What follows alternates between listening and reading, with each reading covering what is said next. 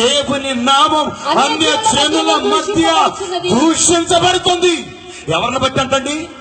ఎవరిని బట్టి? యేసుక్రీస్తు నమ్ముకున్న వారిని బట్టి, యేసుని అంగీకరించిన వారిని బట్టి. ఒక మాట చెబుతున్నా, మెడలో సిలివేసుకుని పారిశాపికలు నిల్చుంటే ఆ పక్కనే అన్యుడే ఉన్నాడు. వాడేమంటాడు? వీడ యేసు నమ్ముకున్నది. ఈ గిరస్తానే వాళ్ళందరూ ఇంతే అంటే ఈ క్రైస్తవులందరూ ఇంతే అని అనుకోవాలి కదా వాడు. ఈ రోజు క్రైస్తవులు చేసే పనికిమాలిన పనులను బట్టి మీడియాకి ఎక్కుతున్నాయండి పనికిమాలిన పనులు. ఈ రోజు సేవకులు చేసే పనులను బట్టి యేసు నామం అవమాన పాలైపోతుందండి, అన్ని జనుల మధ్య దూషించబడుతుందండి.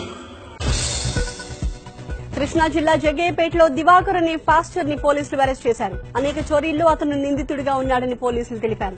అతని దగ్గర నుంచి 4,80,000 రూపాయల విలువ చేసే బంగారు, వెండి ఆభరణాలను సీజ్ చేశారు. 2 మోటార్ సైకిళ్లను స్వాధీనం చేసుకున్నారు. నల్లగొండ జిల్లా హాలియాలో ఇతను పాస్టర్ గా పనిచేస్తున్నట్టు గుర్తించారు. ఈ రోజు నువ్వు చేసే పనులు నా దేవుణ్ణి అవమాన పాలు చేస్తూ ఉన్నాయి. ఓ క్రైస్తవుడా, ఓ క్రైస్తవురాలా, దేవుని బిడ్డ, విశ్వాసివి అని అనుకుంటున్నా నీవు, విశ్వాసివి అనుకుంటున్నా నీవు నిజంగా యేసయ్య నీలో ఉన్నాడా? యేసు మార్గంలో నడుస్తున్నావా?